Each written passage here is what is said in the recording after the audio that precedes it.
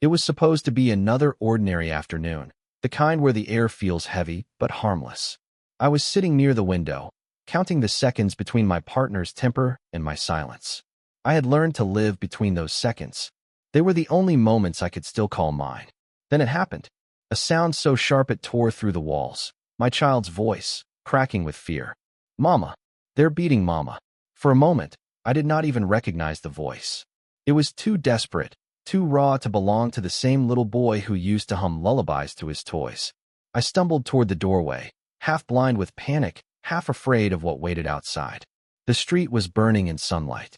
At the corner, a small crowd had gathered. My boy, barefoot, face streaked with tears, was pulling at the sleeve of a tattooed man surrounded by a circle of bikers. The engines were still running, growling, restless, like beasts waiting for a command. He pointed back toward the house. "They're hurting my mama." The men turned. In another world, maybe they would have ignored him. Maybe they would have thought it was some domestic mess better left alone. But something in that boy's voice carried weight, a truth so heavy it broke through indifference. The tallest biker, face hidden behind mirrored glasses, swung his leg over the seat and said nothing. He just started walking. The rest followed, boots striking pavement like thunder. My partner, no, my tormentor, stood in the yard, holding the broken end of a chair. His chest rose and fell like a man proud of his destruction. When he saw them, he froze. The world tilted for a second, caught between rage and recognition. "What's this?" he barked. No one answered. The first punch came faster than thought, not from the bikers, but from him. He swung at the tallest one, wild, unplanned. That was his mistake. The next sound was his body hitting the dirt. I remember screaming. Not because of fear, but because for the first time in years, I saw someone stronger standing up for me. The neighbors came running. The engines roared again. The boy clung to me, shaking.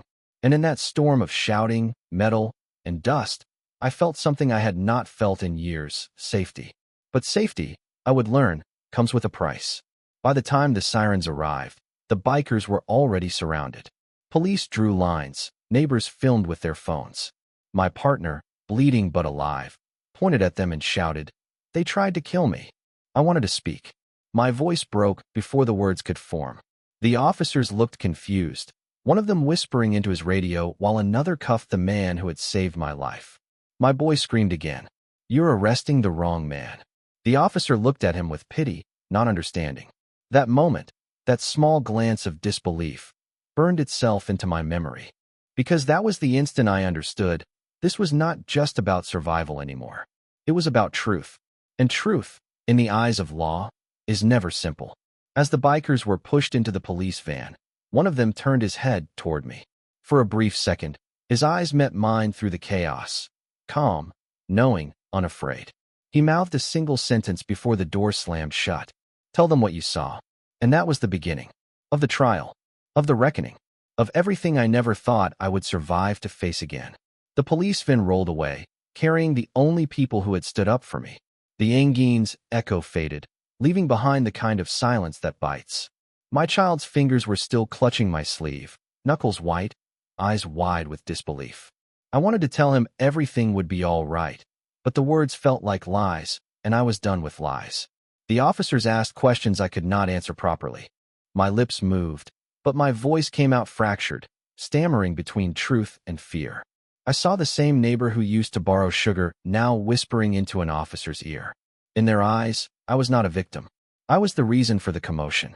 When they finally let me sit on the porch, a younger officer approached. His notebook trembled in his hands, as if he already knew this case would stain his conscience. "Ma'am, are you hurt?" I shook my head.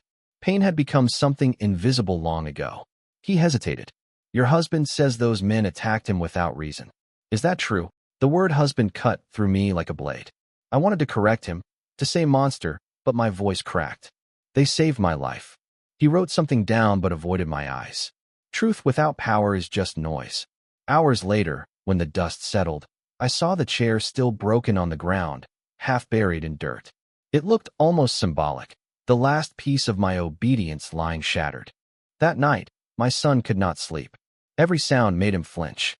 When headlights passed through the curtains, he whispered, "Are they coming back?" I said yes, But I meant the bikers, not the police. The next morning, a black motorcycle stopped in front of my gate.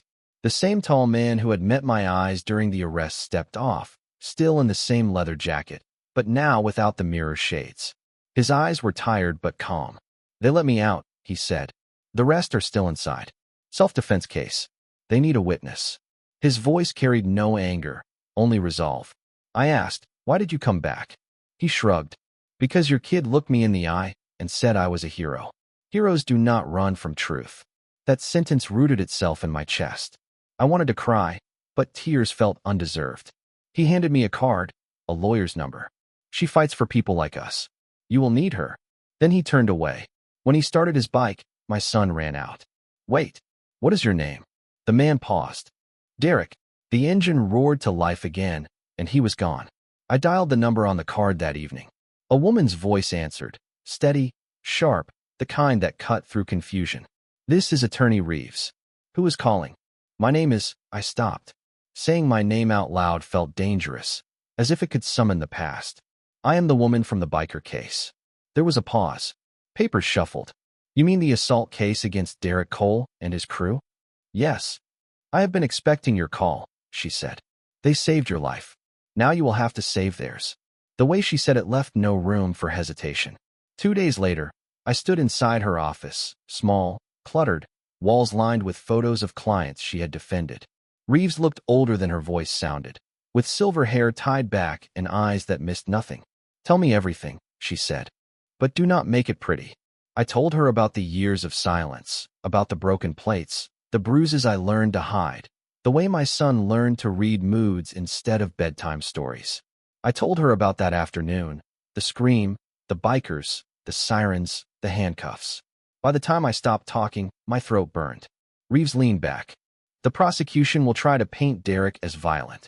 The man you call your husband has already filed a complaint. They will make it look like you were complicit." Complicit. The word scraped against my teeth. She nodded. "They will say you lured those men to attack him, that you wanted revenge, that you are unstable." It felt like drowning all over again. Different water, same weight. Reeves slid a document across the desk. "You will testify. I can protect you, but only if you stop being afraid of your own truth." I wanted to sign, but my hand hesitated. "If I speak, he will destroy me." She looked straight into me. "He already did. The only thing left is whether you let him keep the pieces." The pen touched paper. My signature looked shaky, but it was there, a fragile line of rebellion. That night, the house felt emptier than ever. My partner had been released on bail. I could feel his presence even when he was not there, like smoke in the walls. My son slept in my room, clutching my hand, as if letting go might bring the nightmare back. Around midnight, someone knocked on the door, slow, deliberate. My chest tightened. I opened it halfway. Derek stood outside again. "I should not be here," he said quietly. "But there is something you need to know. Your husband. He has hired one of the city's most ruthless lawyers. The kind who makes monsters look civilized. Why are you helping us?" I asked. He looked past me, toward the sleeping child. "Because once, I watched a man like him destroy my own family. I could not stop it then. Maybe I can now." Before I could respond, he placed a folded piece of paper in my hand. "Keep this safe. It is a recording, something one of my friends got from the bar where your husband was bragging. He admitted everything." I stared at the small flash drive inside the paper. "This could end it." He nodded. "Or start something worse. Be careful who you give it to." When he left, I felt a tremor beneath my calm.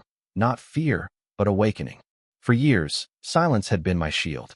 Now, truth would have to be my weapon. 2 days later, Reeves called again.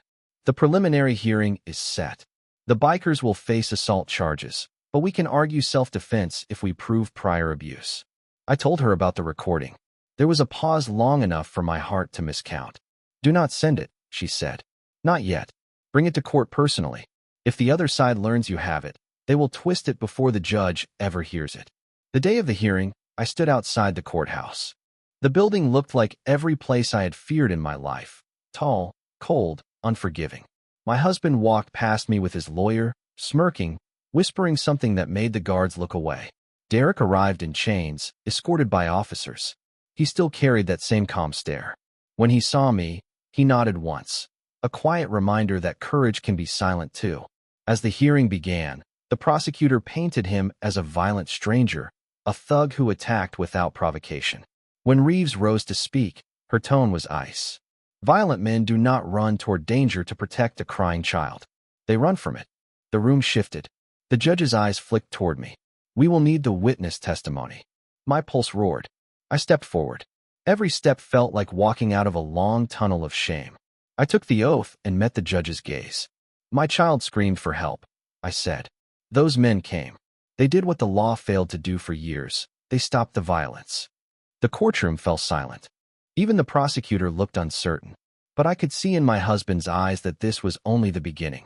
When we left the building, Reeves whispered, "The real fight starts now." She was right. Because that night, someone broke into my house. They took nothing, except the flash drive. The lock was not broken.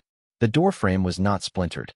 The kitchen window was open a finger's width, just enough for a practiced hand. A chair had been nudged, a drawer left ajar, a faint line of dust disturbed where the flash drive had rested under a stack of unpaid bills. Nothing else was touched. That selective theft felt worse than a ransacked house. It meant someone knew exactly what to take and exactly where to look. I called the police with a voice that did not feel like mine. My child stood in the hallway in bare feet, hugging a pillow the way younger children hug stuffed animals. The same young officer from before arrived first. He walked through the rooms with careful steps, eyes moving over the details. He did not ask me to calm down. He did not tell me it was probably a misunderstanding. He only said, "Show me where it was." I opened the drawer. He leaned close, then took out a small flashlight and traced the dust line with the beam. He looked at the window latch, then the sill, then the yard. A second patrol car pulled up. The older officer who had cuffed Derek at the scene of the fight followed the younger one inside. He wrote on a clipboard, barely listening. When I said there was a flash drive with a recording, his pen slowed for half a second, then sped up again, as if evidence in my hands meant trouble for his paperwork. The younger officer found a scuff on the fence near the back alley, the shape of a boot, heel smeared with oil. He crouched and stared at it like it might speak. "This was not random," he said softly. I asked if they would send someone to dust for prints. He nodded, but his eyes told me he knew what would happen once the report reached the wrong desk. Things that threaten a comfortable narrative have a way of getting lost.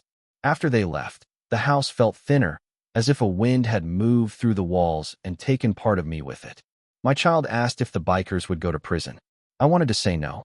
I said, "Not if truth holds." It felt like a prayer said through clenched teeth. At dawn I called Reeves. I told her about the missing drive. She did not swear.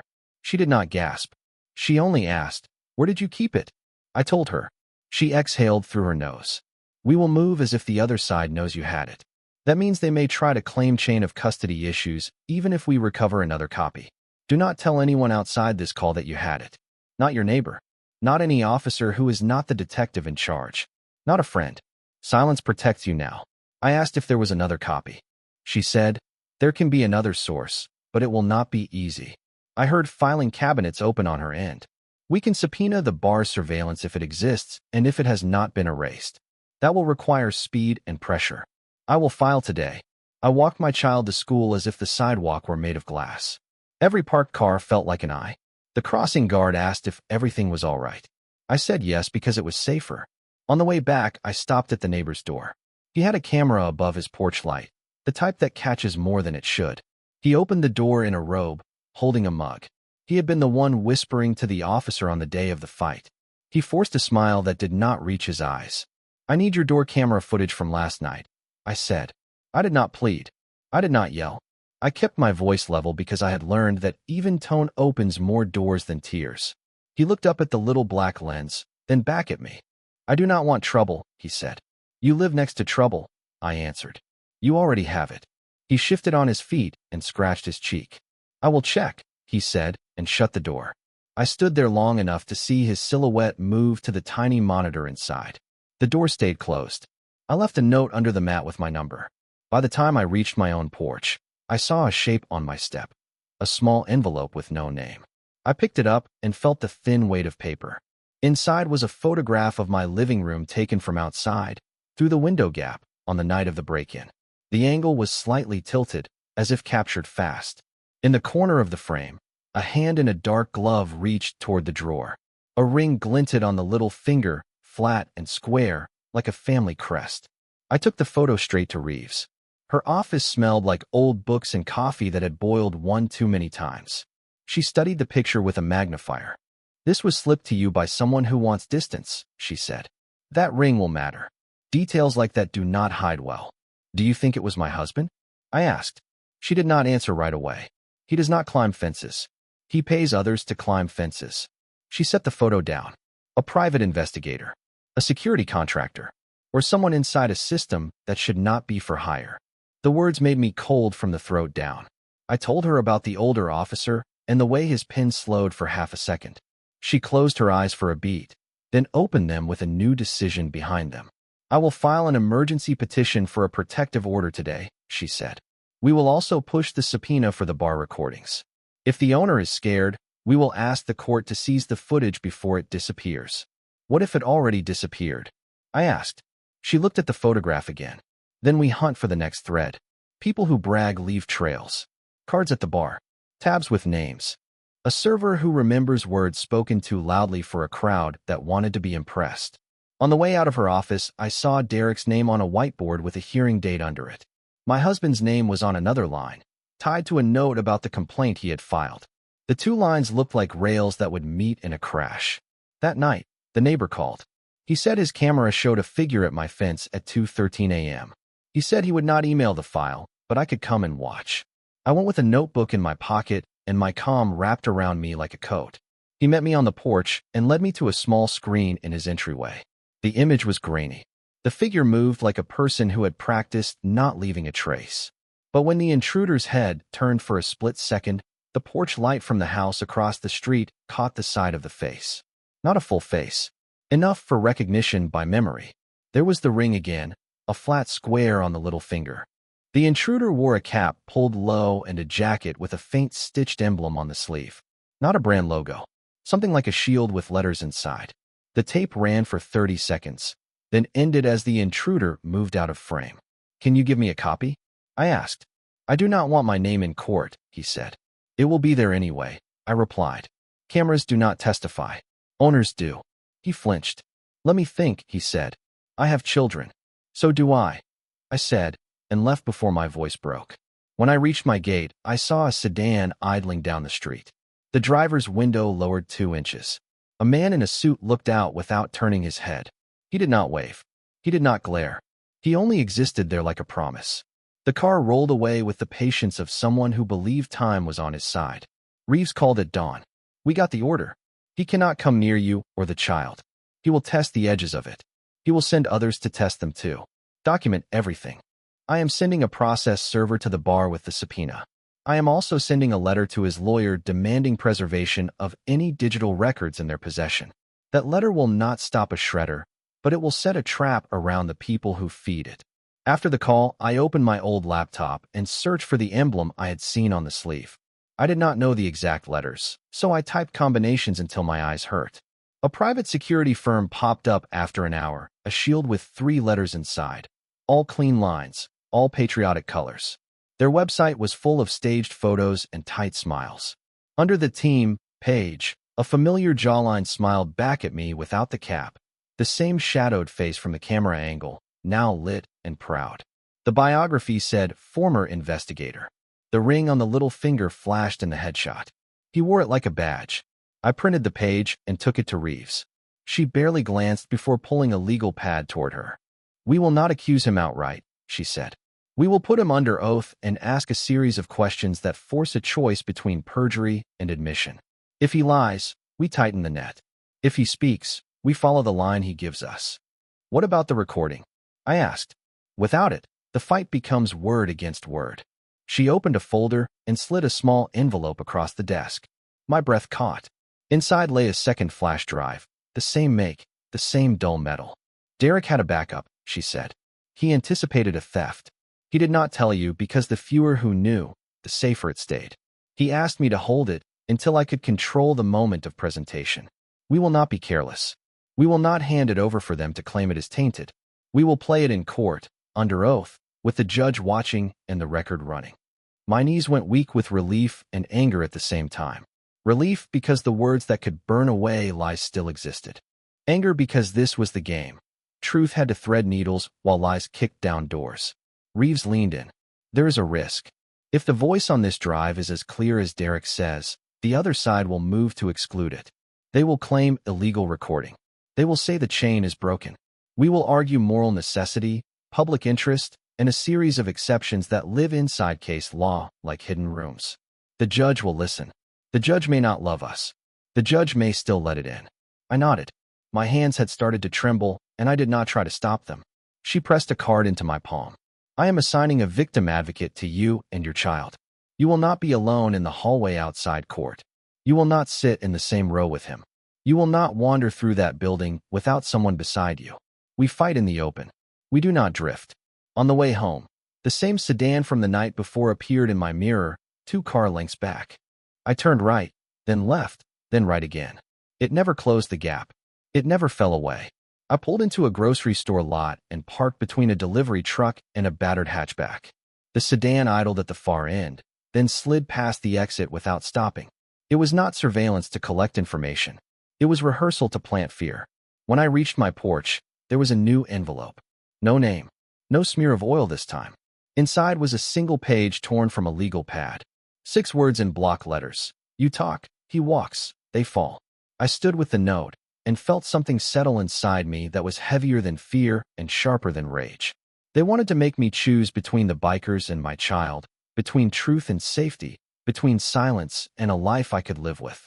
I had spent years choosing survival over dignity. I had seen where that road leads. Not this time. I taped the note to the inside of a kitchen cabinet and wrote the date across it with a marker. Then I called Reeves and read the words aloud. She did not react. She only said, "Good. Keep it. Bring it to court. We stack every threat where the judge can see it." That night, I moved the mattress into the living room and slept against the door with my child's hand in mine. Around 3, I woke to the distant thrum of motorcycles far off on the highway.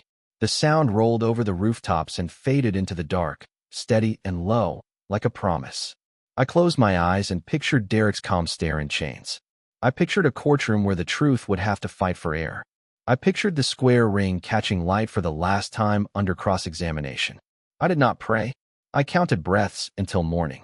When the sun came up, I made tea in a cup with a crack down the side, and I made a list. Bar subpoena, neighbor footage, security firm emblem, ring, note, patrol report, protective order. I wrote each item like a brick. I built a wall out of them. On the walk to school, my child asked, "Will we win?" I looked down at the small hand in mine, then at the courthouse in the distance, a pale shape over the rooftops. I said, "We will speak. We will not stop speaking. That is how people like us win." The envelope arrived in the late morning, slipped through the slot with the whisper of paper against wood. Its weight felt heavier than it should have, the kind of weight that means you cannot pretend you did not see it. I held it in my hands for several minutes before I opened it.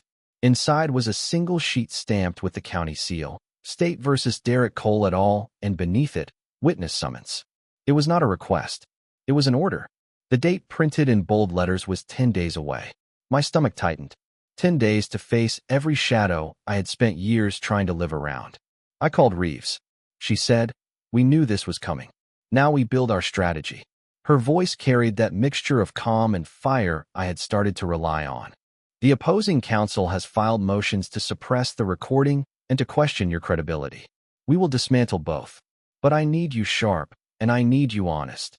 No embellishments, no emotion that looks rehearsed. Honesty I could manage. Rehearsal was harder. My entire marriage had been a performance of endurance." She told me to meet her at her office that evening. When I arrived, the table was covered with files, photographs, transcripts, and a yellow legal pad filled with her precise handwriting. Derek was there too, in plain clothes this time. He nodded, expression steady but eyes dulled by the weeks in detention. Reeves started without ceremony. "We are walking into a hostile room. The prosecutor will portray Derek as a violent felon and you as a desperate accomplice. They will press your nerves until you crack, because every tear helps their story. We are not giving them that." She looked at me. "When they ask why you never reported the abuse earlier, tell them the truth." "The truth sounds weak," I said. "Then say it exactly as it is." Weak truth still beats strong lies. She laid out the schedule. Jury selection, opening statements, witness order. I listened, taking notes that blurred as the pen shook in my fingers. The words cross-examination and objection felt like a foreign language. Derek spoke for the first time. If they press you, do not look at them. Look at me. I turned toward him. Why? Because I know what it looks like when you are telling the truth under fire. The eyes do not lie, even when the mouth stumbles. Reeves raised an eyebrow, but did not interrupt. Over the next week, we prepared like soldiers. She ran mock questions, each sharper than the last. Did you provoke your husband? Did you plan to hurt him? Were you romantically involved with the defendant? Each one hit like a slap. By the fifth day, my answers were solid. Not loud, not timid, just solid. On the morning of the trial, I dressed simply. No color, no jewelry, nothing that could be mistaken for vanity. My child stayed with a neighbor. Reeves met me outside the courthouse steps, holding 2 coffees. She handed me one without a word. We stood for a moment watching reporters gather near the doors, their cameras twitching like insects. Inside, the courtroom was colder than I remembered. The fluorescent lights made every flaw visible. My husband sat at the prosecution table, flanked by his lawyer, a man with silver hair, polished cufflinks, and a smile that never reached his eyes. He whispered something to my husband, who smirked at me. Derek entered next, escorted by deputies but unchained. The judge had granted Reeves's request that he appear without cuffs to prevent prejudice.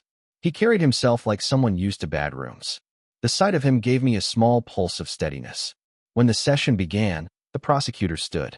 He spoke in sentences that sounded practiced for television. He called the incident an unprovoked act of mob violence and referred to me as a witness of questionable stability. Every phrase was a twist of the knife delivered with politeness. Reeves countered with precision. This case is not about bikers or neighbors. It is about a child's cry for help and a system that responded too late. The defense will show that Derek Cole acted not out of aggression but out of protection. We will prove that the man he restrained was the aggressor, not the victim. The judge nodded. Proceed. The first witness was my husband. He took the stand with the ease of a performer. He described himself as a hard-working family man ambushed by a gang of strangers. He feigned confusion at the injuries I had sustained. The prosecutor guided him gently through rehearsed answers. When Reeves stood for cross-examination, her tone shifted to soft curiosity. You said you were attacked outside your home. Did you strike anyone first? He hesitated. I raised my arm to defend myself. She tilted her head. Defend yourself from what? A woman half your size, or the men who arrived after your wife was already bleeding? He blinked too slowly. The jury noticed. Reeves pressed again. Did you ever hit your wife before that day? His lawyer objected. Irrelevant and inflammatory. The judge overruled. My husband smiled thinly. Never. Reeves's next words sliced the air. Then why did the emergency physician note bruises in different stages of healing? He froze. The silence hung like smoke. The jurors exchanged quick glances. His lawyer leaned in, whispering damage control. Reeves let the pause linger before returning to her table. When my turn came, my heartbeat felt visible under my blouse. I swore the oath, hands steady because I forced them to be. The prosecutor began gently, the way predators do. You did not call the police before the bikers arrived? No, you could have, but you did not. I had called before. They came, they left, nothing changed. He nodded as if sympathetic. So you decided to invite strangers to do what the law would not? I did not invite them. My child begged them. He leaned closer. And you allowed them to assault your husband. I allowed them to stop him. His mouth twitched. Stop him from what? From killing me. The words dropped into the room like a stone in water, quiet, deep, rippling outward. Even the judge's pen paused mid-note. He tried to recover. Did you ever encourage Derek Cole to harm your husband? No. Did you thank him afterward? Yes. Why? Because I was alive. Reeves stood for redirect. Did you know Derek Cole before that day? No. Did you ask him to intervene? No. Did he strike your husband after the danger had passed? No. He stopped when I screamed that it was enough. Reeves nodded. No further questions. When I stepped down, my legs threatened to give, but I kept walking. Derek met my eyes briefly as I passed. That silent exchange felt like a handshake between two people drowning in the same river, but swimming toward the same shore. The day stretched into evening. Outside, reporters shouted questions. Reeves guided me past them. Do not answer. Every word you say outside the court becomes a headline inside it. At home, I found another envelope wedged under the door. No note this time, just a single photograph. Me on the stand, eyes shining under fluorescent lights. The picture had been taken inside the courtroom where cameras were banned. I called Reeves. Someone inside the court took this. She was silent for a beat. Then the leak runs deeper than I thought. Keep it. Bring it tomorrow. We add it to the protective order violation. That night, I barely slept. I kept seeing my husband smirk, the prosecutor's measured tone, the judge's pen halting mid-sentence. Around 3 a.m. the phone rang once, then stopped. No number, just silence. By dawn, Reeves sent a message, new motion filed. They want the recording excluded. Hearing at 10. At the courthouse, the tension was electric. The prosecutor argued that the recording constituted illegal surveillance. Reeves countered with a voice like tempered steel. The recording was obtained in a public establishment where the declarant made no effort to lower his voice. It captures an admission against interest. Denying its inclusion would deny justice.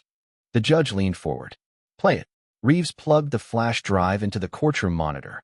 A grainy audio filled the air, the hum of a bar, laughter, then my husband's voice, loud, arrogant, bragging about teaching me a lesson, boasting that no one would believe me even if I crawled to the police. The sound stripped the courtroom bare. Every juror stared at the speakers as if listening to a ghost. My husband's lawyer tried to object mid-sentence, but the judge waved him off. When it ended, the judge spoke softly. Admissible. The prosecutor's expression cracked. My husband's hand twitched toward his lawyer's arm, like a drowning man grabbing for a rope. Derek closed his eyes, exhaling the first clean breath in weeks. As the bailiff announced adjournment, Reeves whispered to me, "That was the pivot. They will retaliate hard tomorrow. Be ready." I walked out into the daylight and realized that every step from this point forward would be war fought in daylight, not darkness. The next morning felt like a battlefield before the first shot. The courthouse loomed ahead, its marble steps reflecting the pale light of dawn. Reporters clustered at the doors like scavengers waiting for movement. Reeves walked beside me, a file pressed against her chest, her jaw tight. "They will try to bury us today," she said. "When they cannot silence you, they will humiliate you. Expect questions meant to strip your dignity. Answer none that are not required." Inside, the air hummed with tension. The jurors filed in, avoiding my eyes. My husband sat rigid beside his lawyer, wearing a dark suit, the color of a bruise. His smirk had returned, a mask of confidence carefully glued over fear. Derek sat behind the defense table, posture unbroken, gaze steady. I wondered how a man who had already lost so much could still look unafraid. The judge entered, and the clerk called the next phase, cross-examinations. Reeves leaned close. "They are bringing the psychologist today. They will claim you suffer from trauma-induced delusion. Do not flinch." The prosecution began with clinical precision. A middle-aged woman with soft curls and a neutral tone took the stand. "Dr. Miles, could trauma affect memory accuracy?" "Yes," the doctor said, folding her hands neatly.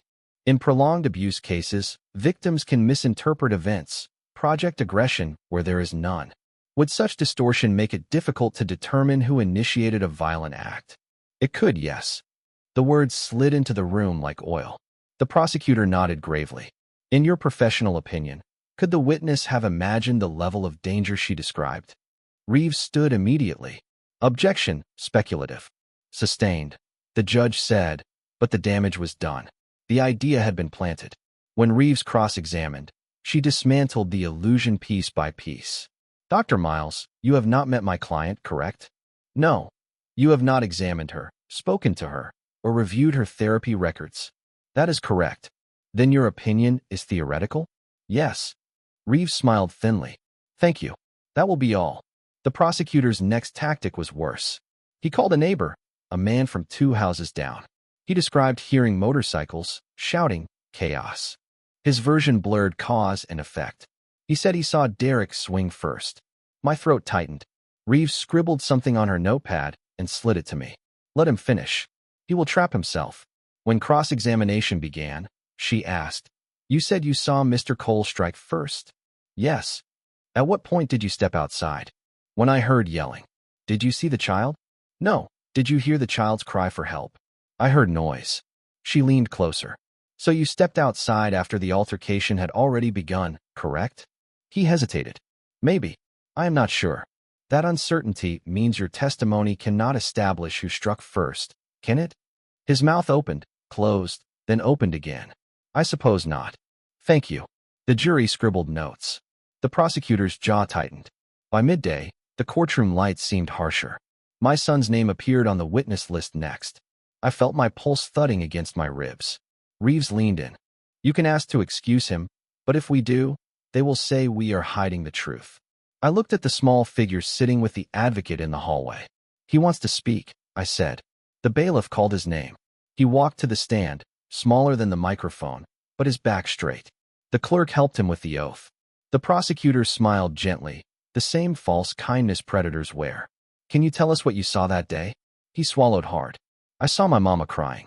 He was shouting. I ran outside. I saw the bikers. I told them to help. Did they hurt your father? They stopped him. Did they hit him? They stopped him. The prosecutor frowned. That is not an answer.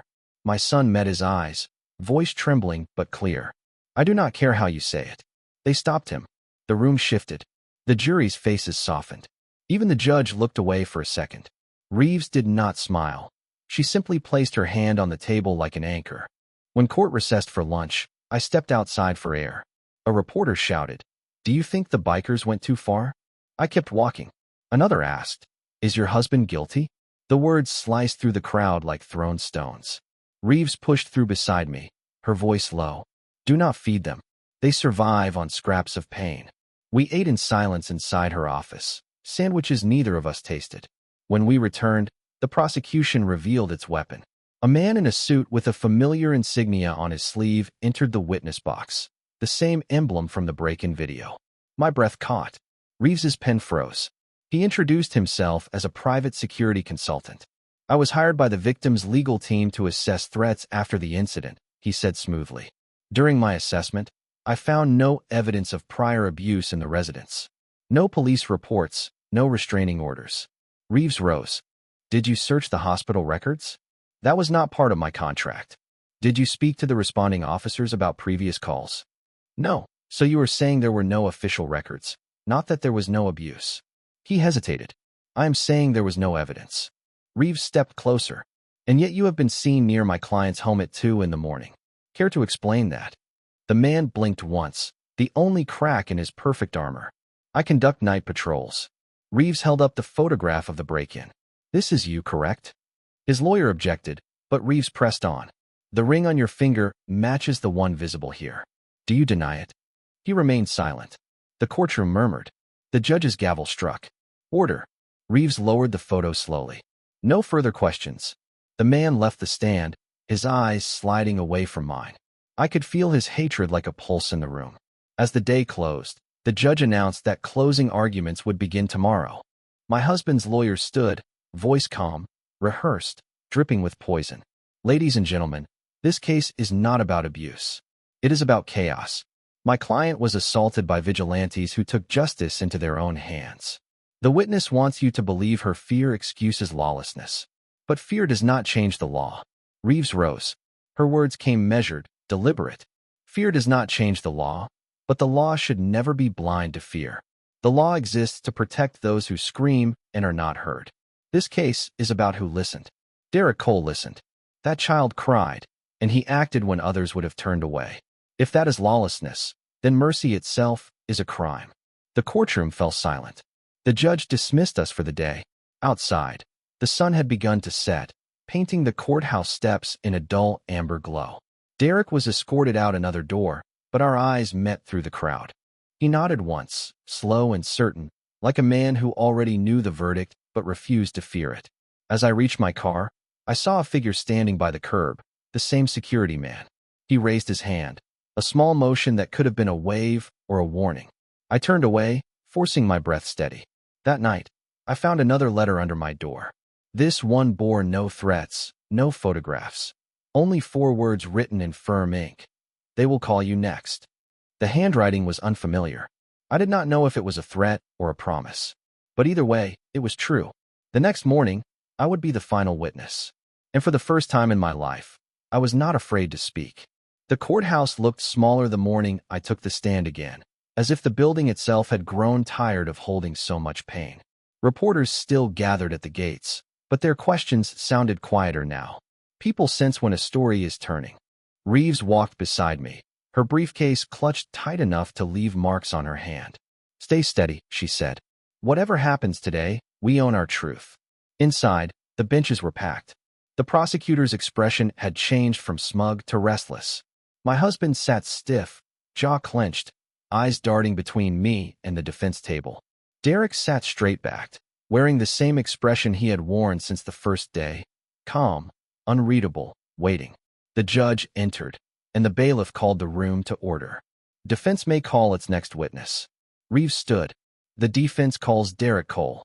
The room rippled with whispers. Derek rose and walked to the stand. His boots echoed against the tile, steady and deliberate. He took the oath, then sat. Reeves stepped forward. "Mr. Cole, tell the court why you stopped that day." His voice was low but carried easily. "Because a kid ran into the street screaming that his mama was being hurt. I have a daughter about his age. I could not drive away." "Had you ever met this woman or her husband before?" "No," Reeves nodded. "What did you see when you arrived?" "I saw him raise a chair to hit her again. She was already bleeding. I stepped between them. He swung at me first. I put him down. Then I stopped." The prosecutor rose for cross-examination. "Mr. Cole, you have a record, do you not?" Derek's jaw tightened. "Yes. Assault, battery, and a bar fight that left a man hospitalized." "True. Would you say you have a temper?" "I would say I do not like men who hit women." The prosecutor smiled thinly. "And yet, you hit this one." "I stopped him from hitting someone else." "Is that your justification for every act of violence in your past?" Derek paused. "No, just the ones that matter." The room fell silent. The prosecutor turned, pretending indifference, but he had lost the rhythm. Reeves stood again. "Mr. Cole, earlier in these proceedings, you chose not to disclose certain details about your past connection to the plaintiff. Do you wish to clarify that now?" The prosecutor's head snapped up. My pulse stumbled. Derek's eyes met mine, calm as still water. "Yes," he said. "It is time." He looked at the judge. "Years ago, before any of this, I worked as a long-haul driver. My wife and I stopped at a small roadside motel one night. There was a fight in the room next door. A man was screaming, and a woman was crying. I called the front desk. They said it was just a couple arguing. I let it go." He drew a breath that sounded like it scraped the inside of his chest. "The next morning, I saw her body carried out under a white sheet. The man who killed her walked free on bail for a year. I saw his face in the paper during this trial." He pointed. "At my husband." Gasps rippled through the courtroom. My husband shot up, shouting, "Lies. All lies." His lawyer grabbed his arm, but the damage was done. The judge's gavel struck 3 times before silence returned. Reeves's voice stayed calm. "You are certain it was him?" "I never forget a face that sleeps while someone else bleeds." The judge leaned forward. "Mr. Cole, do you have any documentation to support this claim?" Reeves opened a folder. "We anticipated that question, Your Honor. Exhibit D, an archived police report from 16 years ago. Victim, Angela Morris. Suspect released on bail. Case closed for lack of evidence. The booking photo attached to the record," she paused, "matches the plaintiff." The prosecutor sprang up. "Objection. Irrelevant history, prejudicial to the jury." The judge raised a hand. "Overruled. The relevance is clear. Continue." Reeves turned back to Derek. "Why did you not tell us earlier?" He looked down at his hands. "Because I did not want this to look like revenge. It was not. It was instinct. But when I saw his face in the yard that day, I knew. I knew what kind of man he was." My husband's lawyer tried to regain control. "Mr. Cole, you claim moral duty now, but you still broke the law. You took justice into your own hands." Derek met his gaze. "Then maybe the law should have done its job the first time." The words hit like a hammer. The judge did not rebuke him. No one moved. Reeves approached slowly.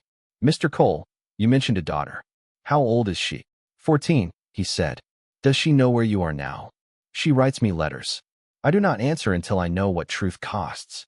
The courtroom stayed quiet long after he stepped down. The judge finally called for a recess. Reeves whispered to me, "This changes everything. The jury just saw your husband's pattern. The credibility gap is closing." Outside, I could not breathe. The air felt too thick. Derek stood by the doorway under the guard's watch, waiting to be escorted back. I walked toward him before I could think. Why did you not tell me? He shook his head. Because I did not want your story to be about me. It is now, I said. He gave a half smile. Then make sure it ends right. He was led away, leaving the scent of gasoline and cold air behind him. Back inside, Reeves was already motioning me over. They are panicking, she said. The prosecutor just filed a motion to exclude the old case as unrelated. We will fight it. And you, prepare yourself. They will call you again to discredit this connection. When the judge returned, the opposing counsel stood, visibly rattled. Your Honor, the defense is clearly attempting to paint my client as a serial abuser based on unproven allegations. We move to strike the testimony as irrelevant character assassination. Reeves rose slowly. The defense is not assassinating character, Your Honor. It is revealing it. The prior act mirrors the current pattern. Silence allowed it once. Silence must not allow it again. The judge considered, eyes heavy. Motion denied. The prosecutor sat, defeated. The gavel came down. Court will adjourn until tomorrow. Jury dismissed. As the jurors filed out, I stayed seated, trying to process the fragments in my head. The same man who had broken me had taken another life before mine, and the law had let him walk free. Reeves touched my arm. Tomorrow, we bring the last piece. The recording from the bar has a second voice. Listen to it tonight. She handed me a small player and left. I waited until the building emptied before I pressed play. The hum of the bar filled the air, then laughter, then my husband's voice again, drunk and arrogant. But this time, another voice answered him, a low, familiar tone. I told you one day your past would find you, the man said. My husband laughed. It never does. Then silence. I replayed it twice before I understood. The second voice belonged to the private security man, the one with the ring. They were partners. He had not just broken into my house. He had been part of my husband's cover for years. I grabbed my phone and called Reeves. They were together. The man who testified, the investigator, he worked with him. Her tone sharpened. Are you sure? I know his voice. I will subpoena his employment records tonight, she said. If there are payments, we will find them. I looked at the courthouse lights flickering outside the window and felt something new rise inside me. Not fear, not rage, something colder. Certainty. The next morning, the press would call it the day the case cracked open. They would write about hidden alliances and silent witnesses, about a man whose secrets had finally caught up to him. But for me, it was simpler. It was the day I stopped being someone who survived. It was the day I began to fight back. The courthouse smelled of old paper and anxiety that morning. Every bench was filled. Every reporter had returned. The revelation about Derek's connection to the past had turned the trial into a storm. Cameras waited outside like vultures. The headlines would be brutal no matter how this ended. Reeves arrived early, her coat half-buttoned, eyes sharper than sleep could dull. She spoke without greeting. They are going to try to discredit you today. They will drag in everything they can, bank records, therapy visits, even your child's school attendance. They will twist the truth until it screams. Let them. Then answer slowly, clearly, and never defend what does not need defending. I nodded. Fear was still there, but it had changed shape. It was no longer a wall. It was a weapon waiting for direction. When the judge entered, the tension snapped tight. The prosecutor's assistant rose first. The state calls Officer Grant. My breath caught. It was the same older officer who had handcuffed Derek the day of the fight, the one whose pen had slowed when I mentioned the recording. He swore the oath and sat, back straight, voice measured. The prosecutor asked, Officer, when you arrived at the scene, what did you observe? I observed two men restraining the plaintiff. The plaintiff was injured. Did the defendant appear aggressive? Yes. Did you at any time hear the woman claim that her husband was attacking her? No, my hands tightened on the bench. Reeves whispered, Patience. When it was her turn, she approached the witness stand with her calm precision. Officer Grant, you have been on the force 24 years. Yes. You know procedure for domestic violence calls? I do. Then explain why your incident report omitted the child's statement. He blinked. What statement? Reeves picked up a file. The one recorded by your partner's body camera. The one where the boy says, they are beating my mama. You remember that, do you not? A murmur rolled through the courtroom. The officer's jaw tightened. That footage was later deemed irrelevant. By whom? Superiors. Which ones? He hesitated. It was handled internally. Reeves stepped closer. So the footage exists. It did. Her voice hardened. Where is it now? I do not know. Reeves held up a still image, grainy, time-stamped, a child's silhouette against flashing police lights. Then explain how I obtained this frame through a third-party request. The officer's eyes flicked to the prosecutor, then back. I cannot speak to that. You will, Reeves said quietly, because the law you serve requires transparency, and the truth is standing right here. He swallowed hard. The footage was archived off record. There was pressure to simplify the report. The department did not want another domestic violence controversy. Reeves let the silence breathe. Simplify, she repeated. Meaning erase the parts that make the system look slow? He did not answer. The judge leaned forward. Officer, this court expects full cooperation. Provide the archive details to defense counsel immediately. When he left the stand, the prosecutor's posture had changed. He no longer looked sure of his footing. Reeves whispered, that was their anchor. It just cracked. But the prosecution was not finished. They called their next witness, a woman in a tailored Navy suit, composed, efficient.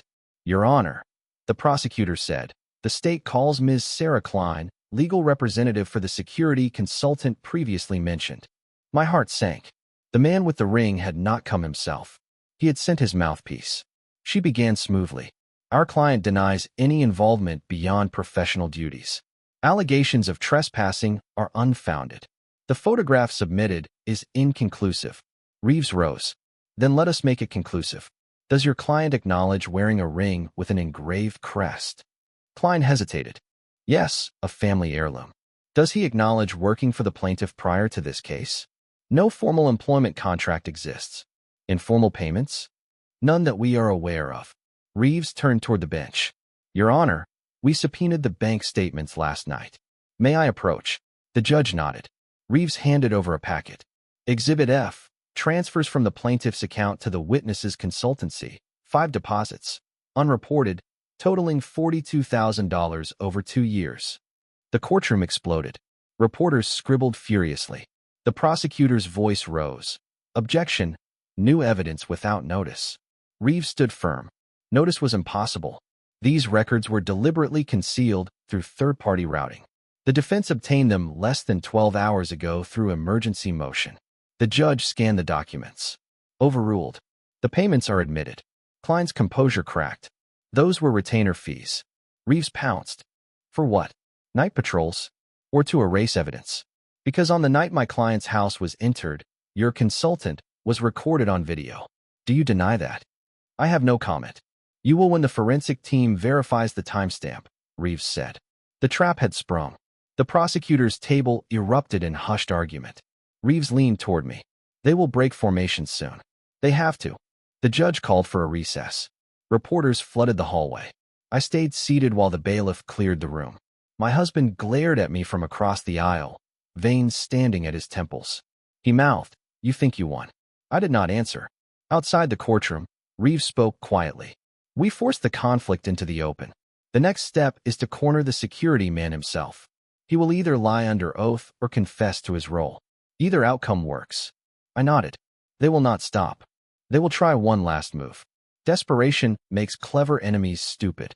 That night I could not sleep. Every sound carried too much meaning. Around 2, my phone vibrated. A text from an unknown number. Meet me behind the courthouse at dawn. Come alone. It is about your husband. I stared at the screen. Reeves's warning echoed in my head. Desperation makes enemies stupid. Still, curiosity dragged at me. At sunrise, the sky a dull gray, I walked around the courthouse's back lot. The air smelled of rain and exhaust. A figure waited near the fence. Derek's lawyer from his first conviction years ago, the one Reeves had replaced when the case reopened. He looked worn, coat damp at the shoulders. You do not know me, he said, voice rough. But I owe Derek. He helped my son once, years ago. You need to hear this before court resumes. He handed me a folder. Inside were printed emails, correspondence between my husband's lawyer and the prosecutor, arranging payments labeled as consulting fees. He met my eyes. It proves collusion. They plan to suppress evidence together. You show this, The case collapses for them. But it will put me at risk. I closed the folder. Why now? Because truth burns slower than guilt, he said, and walked away before I could thank him. Back inside, Reeves scanned the papers. Her face went pale, then hard. This is everything, she whispered. This is the spine of the trap. The judge will have no choice. When court resumed, the prosecutor tried to call another witness, but Reeves interrupted. Motion for evidentiary hearing, Your Honor. The defense has discovered direct communication indicating prosecutorial misconduct. Gasps rippled again. The judge frowned. On what grounds? Reeves lifted the folder. On the grounds that the prosecution coordinated with opposing counsel to suppress exculpatory evidence and to intimidate witnesses. These emails confirm it. The judge's gavel struck once. Bring them forward. The clerk carried the folder to the bench. The judge read in silence. The prosecutor shifted, whispering frantically to his assistant. After a long minute, the judge spoke. These communications warrant an investigation. The court will recess pending review. The prosecutor protested, voice rising. This is a distraction. No, the judge said. This is justice catching up. The courtroom emptied in confusion. Reeves exhaled, shoulders shaking slightly for the first time. We cornered them, she said. They wanted to twist your truth into a spectacle. Now they are the spectacle. I felt no triumph, only exhaustion. I walked outside, where the air smelled of wet asphalt and diesel. Derek was being led back to the transport van. When he saw me, he smiled faintly. The wheel is turning, he said. Does it stop here? I asked. Never, he said. It only changes direction. As the van doors closed, I saw the flash of his daughter's letters taped inside, small squares of paper, each one folded into a heart. That night, my house stayed quiet. The rain came steady, washing away the dust on the porch. I stood at the window and watched the streetlights shimmer on the wet pavement. The fight was not over, but for the first time I could see its shape, clear, defined, finite. Tomorrow, Reeves would call for the confession. The final move in a game that had already claimed too many sleepless nights. I turned off the lights and whispered into the dark, not a prayer, not a plea, just a promise. They will not win this time. By the time the 8th day of trial began, every bench was taken and the hallway outside looked like a news studio. Reporters whispered about corruption, leaked recordings, and an investigation that might swallow half the courthouse. I walked through their questions without looking up.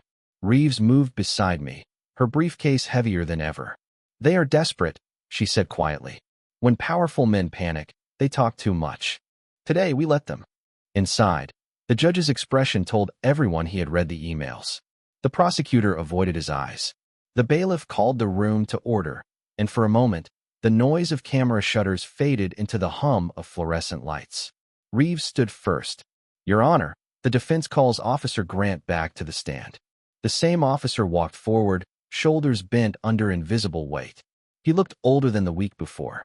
Reeves approached him with a calm that cut deeper than anger. Officer, you testified earlier that your report was simplified under internal pressure. Can you tell the court who applied that pressure?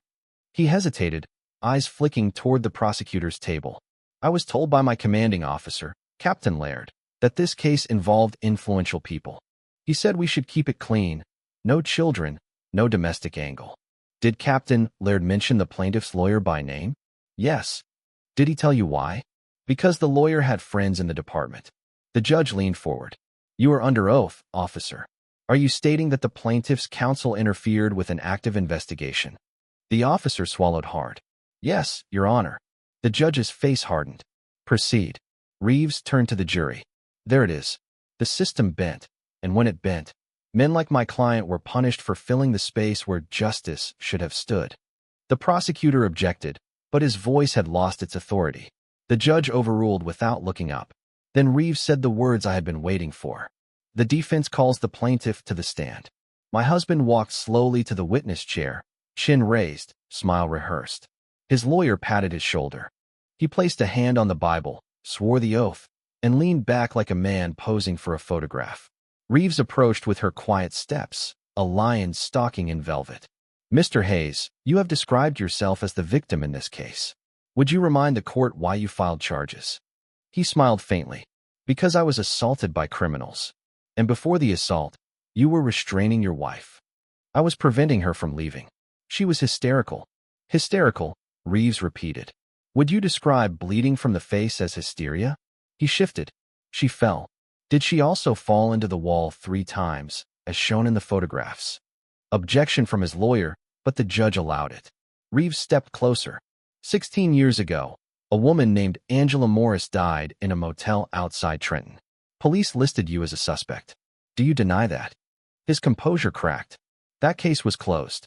Not cleared. Closed, Reeves said. And you were released because of insufficient evidence. Were you represented then by the same attorney sitting beside you now? Silence. The jury leaned in. Reeves pressed. Did you pay a private investigator named Raymond Holt during that time? He blinked rapidly. I do not recall. Then let me help your memory. She held up a printed bank record. These are wire transfers from your account to Mr. Holt.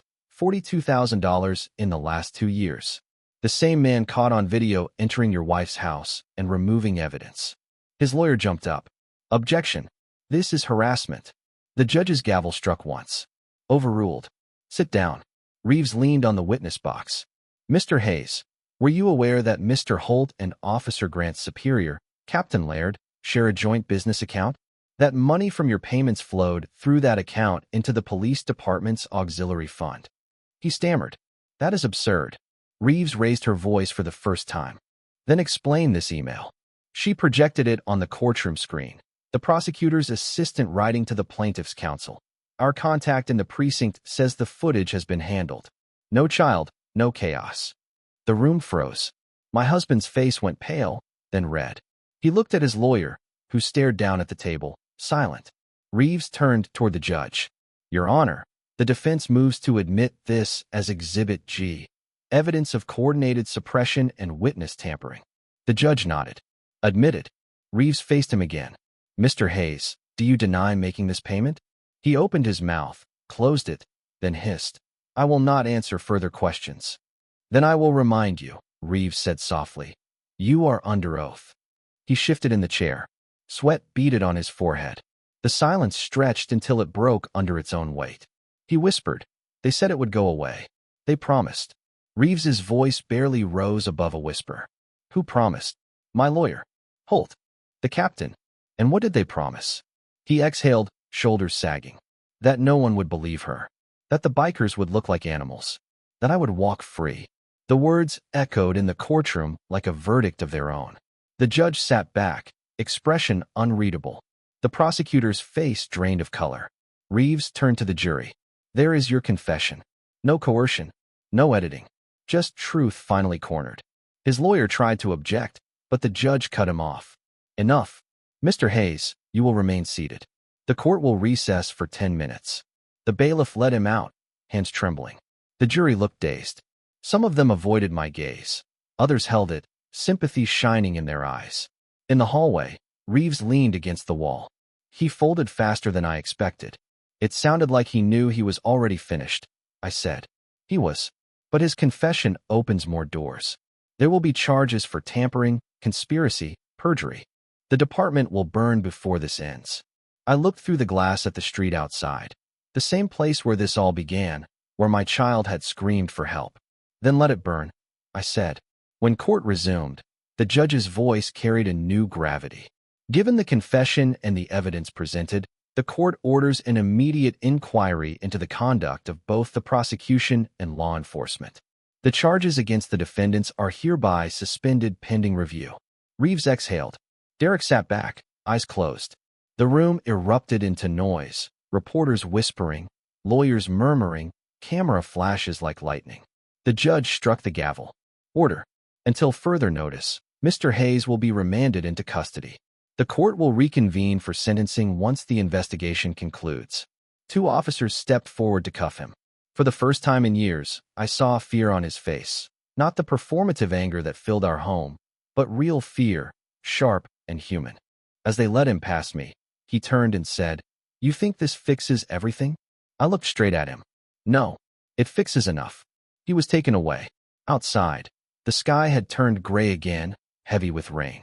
Reporters shouted questions. Reeves shielded me with her coat as we walked to the steps. Derek followed, unguarded now, breathing free air for the first time in months. The roar of motorcycles echoed from down the street, his crew waiting, engines idling like a pulse. He stopped at the top of the stairs. "It is over for him," he said. "Not for you?" I asked. He shook his head. "People like me do not get endings. We just get pauses." Reeves placed a hand on my shoulder. "Go home," she said. "Be with your son. Let me handle the paperwork. You have done enough fighting." I nodded. The crowd parted as we walked toward the street. Rain began to fall, soft at first, then steady, washing the courthouse steps clean. When I reached the car, Derek called out behind me. "You told the truth when it counted. That is all that matters." I turned. "You did too." He smiled. "Yeah, but mine came late." The engines roared to life. The sound rolled through the wet air, a chorus of defiance and freedom. As they rode away, I stood under the rain until Reeves called my name. My clothes clung to my skin, but I felt lighter than I had in years. For once, justice had not whispered. It had shouted. And somewhere in that echo, I heard peace. The courthouse felt different that morning, quieter, but charged. The crowds were gone, the cameras fewer. After the confession, the world had shifted, and the chaos had turned into waiting.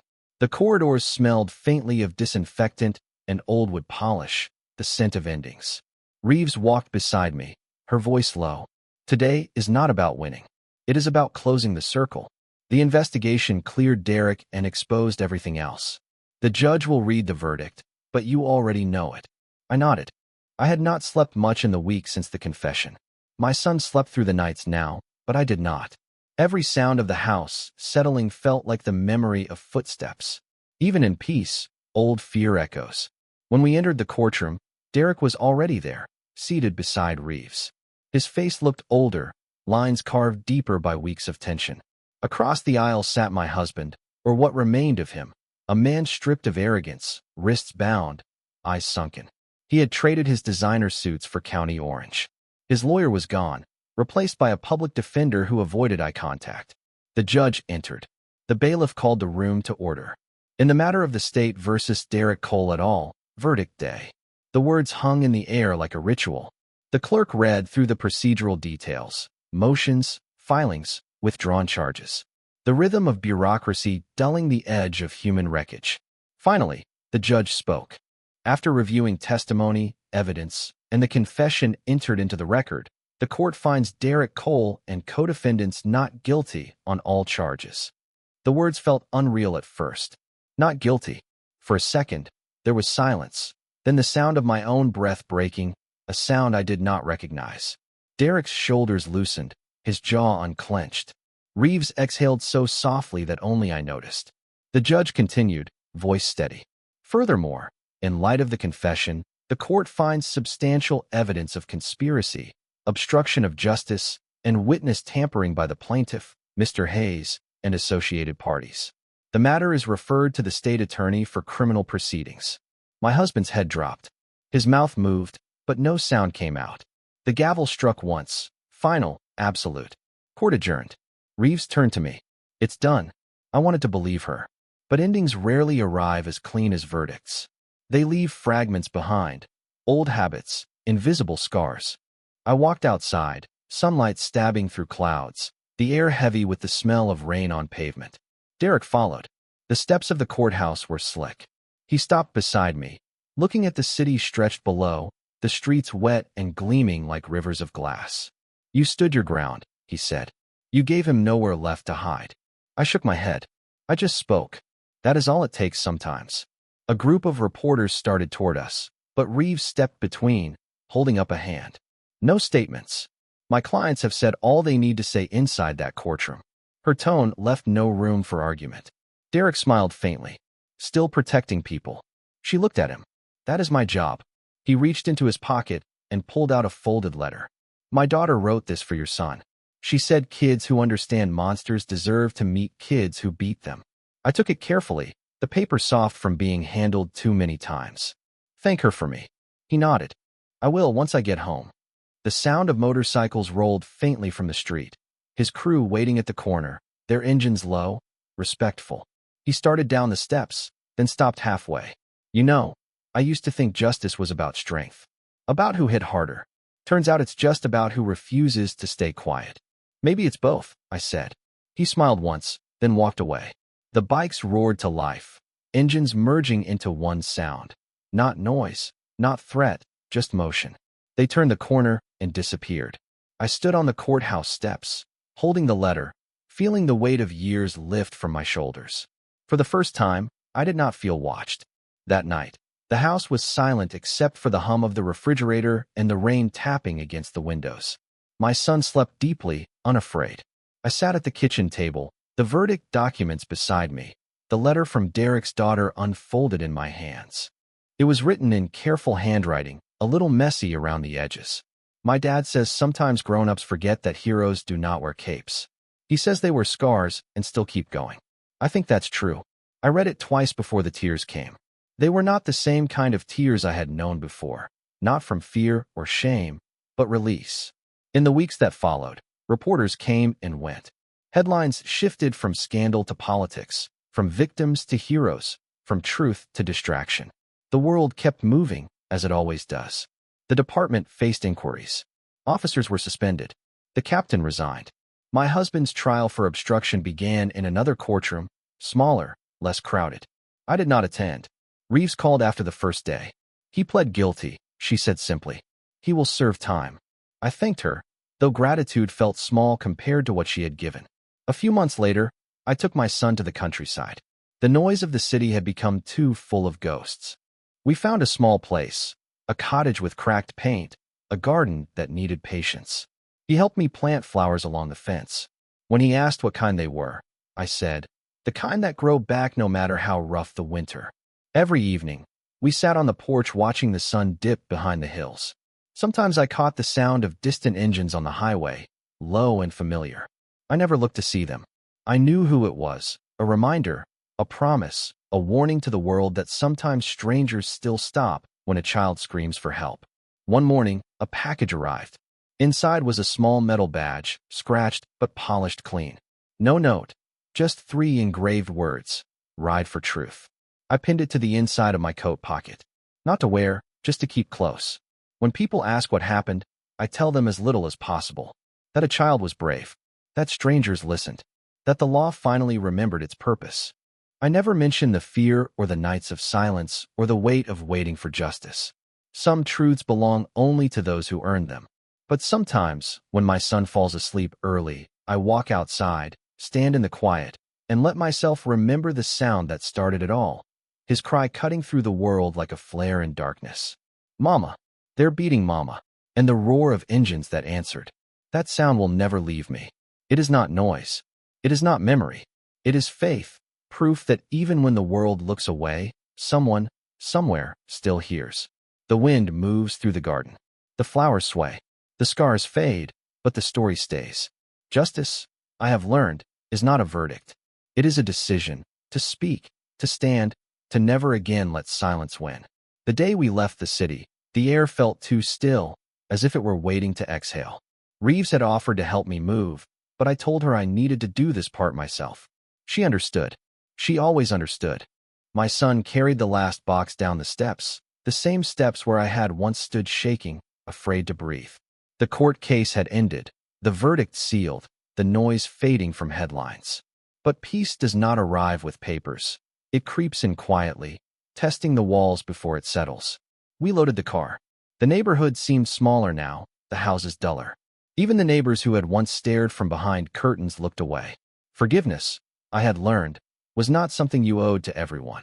Some people are meant to stay behind your rearview mirror. I turned the key. The engine hesitated, then caught. My son fastened his seat belt and leaned his head against the window. Are we really done here? Yes, I said. We're going home. He frowned. But we don't have one yet. Then we'll build one. We drove through streets lined with trees, just beginning to bloom. The same city that had watched me break now blurred past in streaks of green and gray. Every turn felt lighter, as if the road itself were forgiving us for staying too long. Halfway to the outskirts, I saw them. 6 motorcycles parked at the edge of the road, chrome dull in the early light. Their riders stood beside them, helmets off, jackets creased by weather and time. Derek stepped forward, the wind pulling at his hair. You thought we'd let you drive out alone, he said. I stopped the car. I thought you'd had enough of courtrooms. He smiled. We're not here for that. We're here for the ride home. My son's eyes widened. Can we? Derek crouched beside the window. You lead. We follow. And so we drove, a car and 6 bikes, moving like one slow heartbeat through the hills. People turned to watch as the engines rumbled past, not in menace, but in solidarity. Every mile felt like erasing a bruise.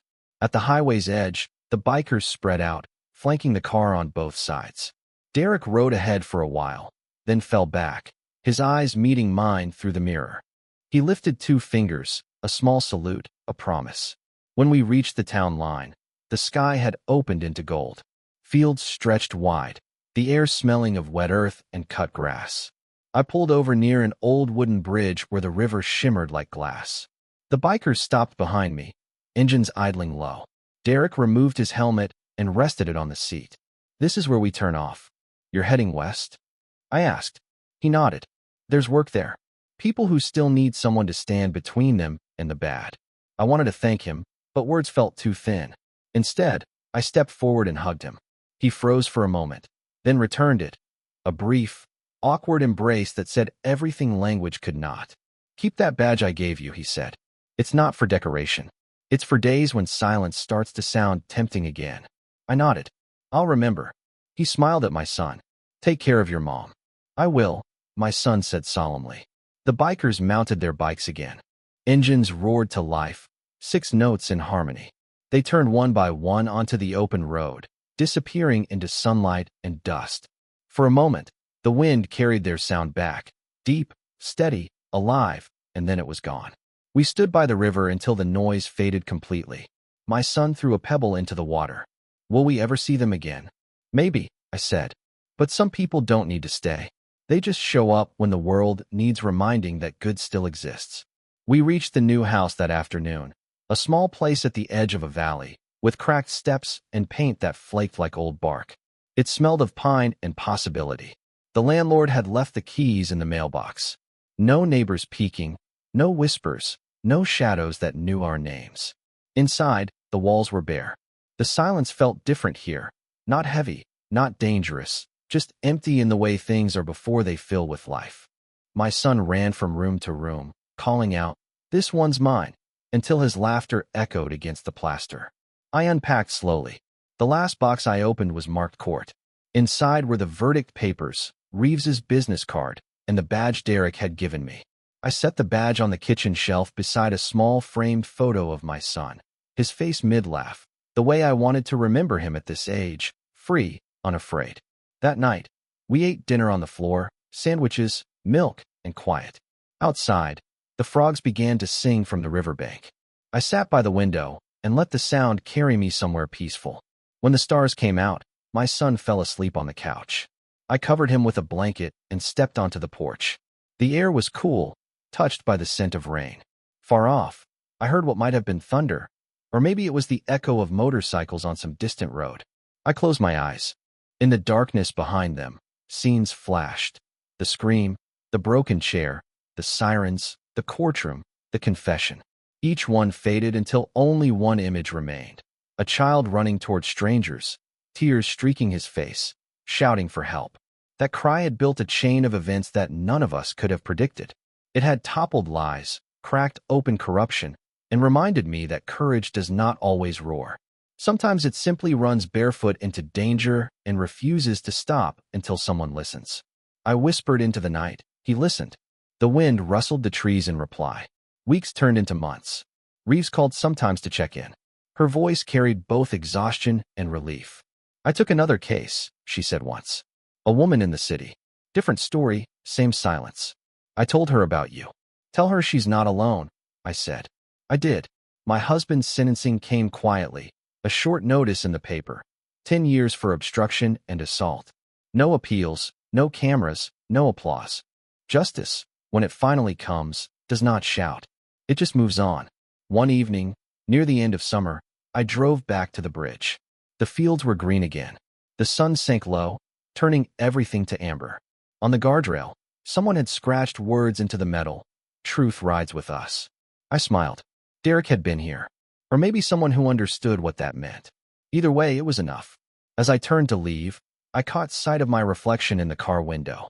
For the first time, I saw someone whole, Not a survivor, not a victim, just a person who had learned that strength and kindness are not opposites. They are the same thing, spoken in different moments. When I reached home, my son was waiting on the porch, holding the small badge. "You forgot this," he said. I took it from him, brushed my thumb across the words "Ride for Truth," and pinned it to the inside of my jacket pocket again. "Where are we going tomorrow?" he asked. "Anywhere we want," I said. He smiled.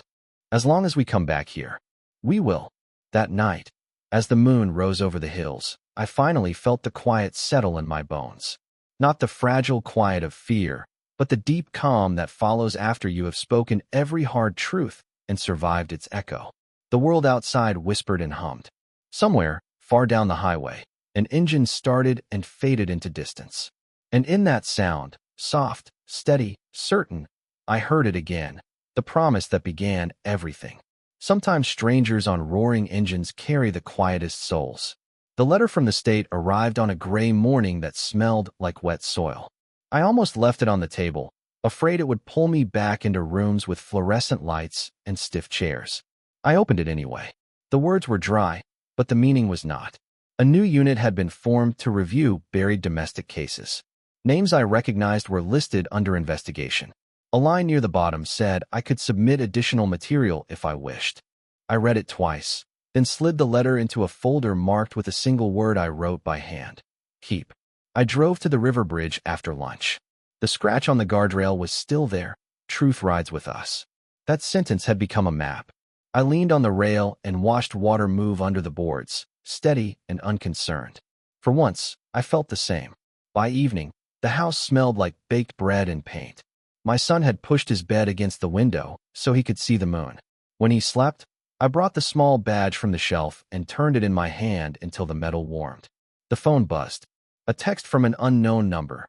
"You never met me, but I helped. Check your mailbox." Inside the box was a manila envelope with no return address. I opened it at the kitchen counter with a butter knife. Photocopies fell out. Internal memos from the precinct, not the public ones, the other kind with notes in the margins.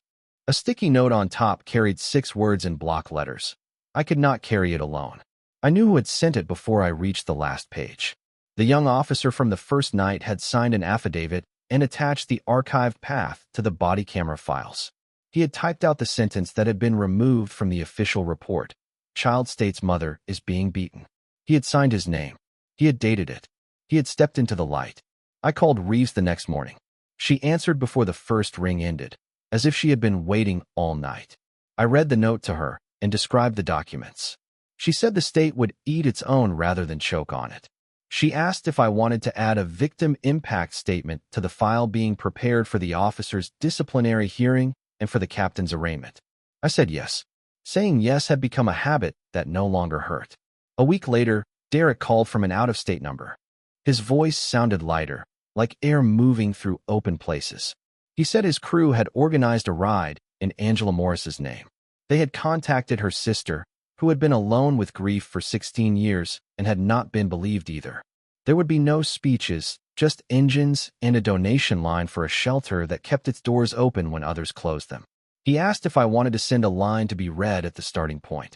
I wrote one sentence and texted it back. When a stranger listens, a door unlocks.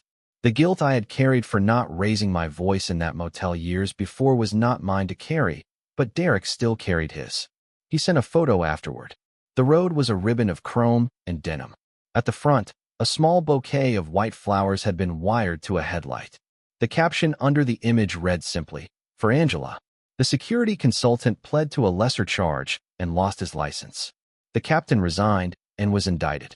The prosecutor's assistant turned state's witness and spoke about the late-night texts that cut corners into straight lines. My husband's petition for a reduced sentence was denied. Reeves called after each hearing, not to announce triumph, just to mark another stone removed from a dam that never should have been built. I started going to a community group on Thursdays. Not group therapy, not a circle of chairs. It was a workshop led by a woman who had handled more restraining orders than any person should have to file. She showed us how to pull mobile records without tipping off abusers, how to copy a medical file without leaving a trail, how to request footage from a bodega camera before it vanished. We wrote scripts for emergency calls that cut through dispatch fatigue. We practiced speaking in rooms where we would not be offered water.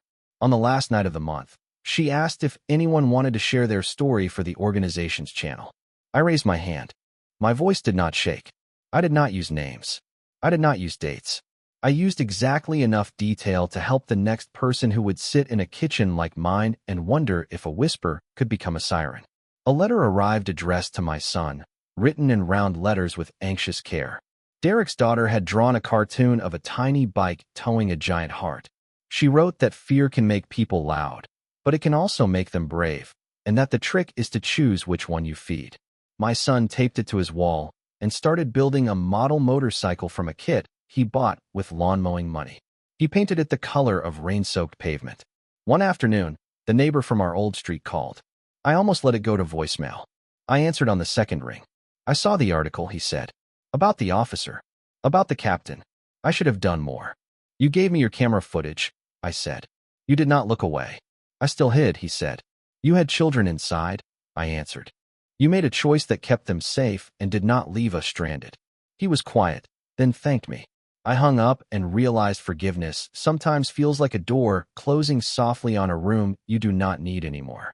The new town began to settle into routine. School mornings. A part-time job at a small bakery that smelled like cinnamon and clean tables. My hands learned honest tiredness. On weekends, we hiked a trail that ran along the ridge where the valley opened like a book. We brought a thermos and quiet. I found a thrifted coat with a lining deep enough to hide the badge inside the pocket. I stopped checking the rearview mirror at every red light. The habit never disappears completely, but it loosens its grip. One evening near dusk, I turned on the radio and heard a local station running a segment on the review unit's progress. The host said a dozen old cases had been reopened and 2 convictions were under audit. He mentioned a hotline number twice. I wrote it down on the back of a grocery receipt anyway, not because I needed it, but because someone might ask me for it. I pinned the receipt to the corkboard near the phone. It looked like an ordinary scrap. It felt like a key. A plain envelope arrived with no stamp, slipped under the door during a rainstorm that made the roof sing. Inside was a single sheet, a photocopy of the captain's plea agreement. A yellow highlighter streaked over the line where he admitted to strategic evidence withholding. No signature on the note, no instruction. Just a whisper that the rot had been named out loud by the hand that had fed it.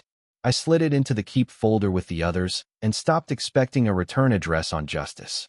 Derek called again as summer leaned into heat. He asked if we could meet at the bridge. He brought coffee and a small tin box with a hinge that squeaked. Inside were dog tags stamped with 2 words, "Keep going." He said they were from a friend who had carried too much and somehow learned to carry less. He asked if he could leave them here, at this spot where the road had split and still carried all of us forward. I nodded. We slid the tin under the first board, wedged tight with a smooth stone. The river took the secret and kept it. He told me he had been offered work with a nonprofit that escorted people to court when they did not want to walk in alone. He said the pay was low and the hours were terrible. I said that sounded right. He laughed, loud and unguarded, and for a second I saw the boy he might have been before the world taught him to clench. He promised to stop by when he could. He did not promise more. Promises like that do not survive roads. On my son's birthday, we drove the old route out of the city, not because we missed it, but because we had taken it in fear once, and I wanted to take it in peace. At the last turn before the bridge, we saw a small crowd and 6 bikes parked in a line. No banners, no cameras, just people who had heard a story and brought flowers to place on the rail. Someone had brought a portable speaker. A low hum rolled out, a recording of road noise and a faint voice reading the sentence I had sent to the ride months ago. When a stranger listens, a door unlocks. The woman leading the small group nodded when she saw us, as if we were not guests, but part of the story they had come to honor. We placed wildflowers at the base of the post and left without names. That night, when the house had gone still, I sat at the table and wrote the last thing I knew I still needed to say. Not for a judge, not for a file, for the next person who would hear my voice and wonder if it was talking to them. If you are listening, and your house has learned the sound of silence breaking, I am telling you this, speak.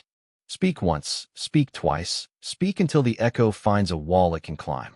Record what you can. Write names. Write dates. Carry copies. Ask for the footage the same day.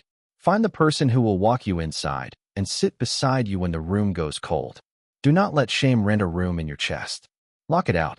There is a stranger out there who will hear your knock and turn his whole life toward you for the 3 minutes you need to survive. You will not owe him forever. You will owe yourself. I folded the page and slid it into a drawer with the badge and the letter and the dog tags I had copied onto a scrap of paper. I turned off the kitchen light.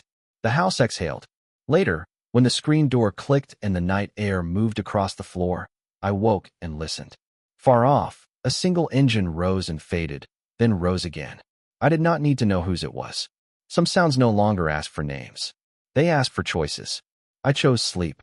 Autumn came early that year. The mornings carried the smell of wood smoke, and the hills wore a thin veil of mist that never lifted until noon. The garden behind the house turned copper and gold.